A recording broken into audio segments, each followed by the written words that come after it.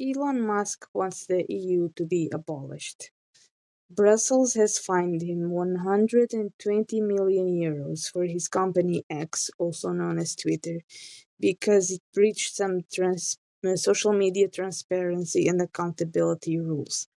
€120 million is supposedly peanuts for him, because the guy is worth like $500 billion by now, unless X is not as worth as much as it is claimed. But anyway, this is not about the money. It's about someone telling Elon Musk what to do or not to do, which is the gripe that top-notch businesses have with the European Union and other institutions like the World Trade Organization, for example. The EU's fine is related to the fact that X is not fully assessing those of us, like myself, who have blue check marks, the premium accounts, and there are instances that some of those blue check marks accounts are scammers and are being deceptive. We've come across some of those, right? This amount of the fine is about a small percentage of the revenue that X has generated, which is fair.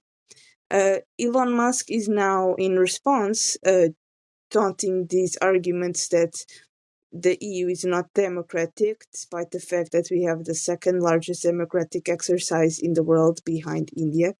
And also we all have democratically elected members for the EU Council through our national elections, who are the final decision makers of their nations and the whole of the EU together. And then those democratically elected national leaders also select people from their own countries who then become EU commissioners, the executive branch of the EU, the ones who suggest laws for the European Union. Is this the best system for a multinational grouping of institutions like the EU?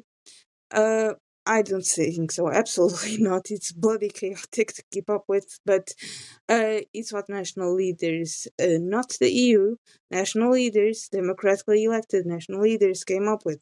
So if you want to point fingers, point them towards democracy, because this is the result of it.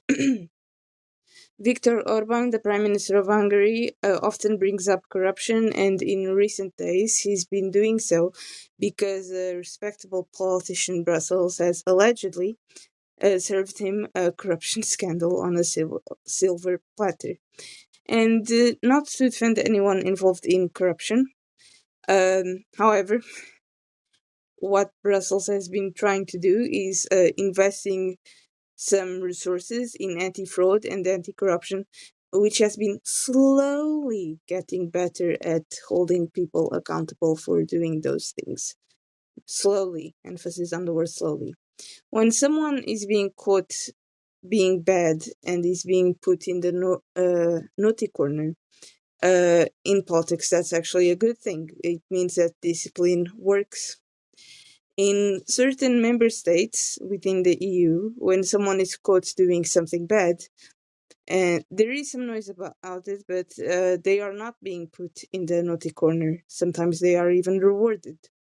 And they're often treated as if nothing happened.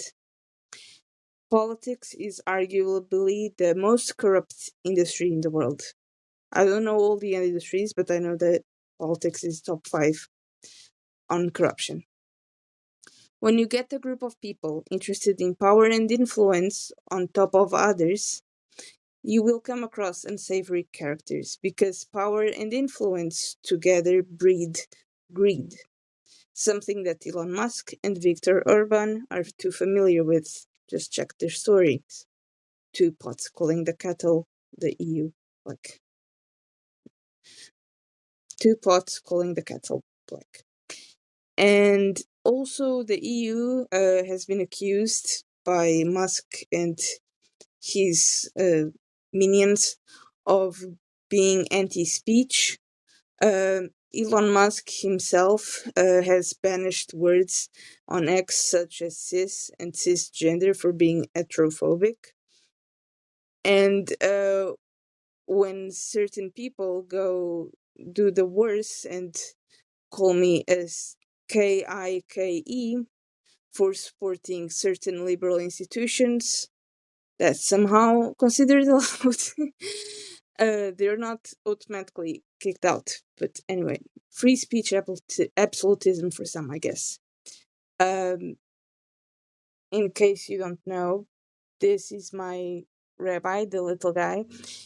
He taught me the word of God, but he not only he taught me the word of God, but he also died for my sins almost 2,000 years ago.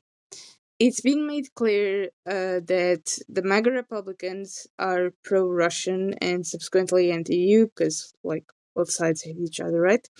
And the reasons for that can be discussed for another day. There's a lot of story about it. However, European leaders should have now really opened their eyes and realized that transatlanticism, as much as we want to keep that special bond between the United States and Europe, that has gone kaput. It's practically dead. Because the Trump administration is full on backing this guy, and they've also been attacking the EU like crazy. There's no signs of them even being diplomatic about it. Trump himself has thrown constant jabs at the EU. It's not devastating to say that transatlanticism is dead because of being such a large country and the current state of the world of affairs revolving about around the US and the impact it has on all of us. However, there needs to be a serious evaluation on who our allies are and who our adversaries are. And much like Washington did a drastic change of their minds and actions about how they go around the world, every leader with a functioning brain cell needs to start doing the same. Because if you don't do something like that, someone else, like the US, will do it for you, and you will end up getting the short end of the stick with that kind of deal.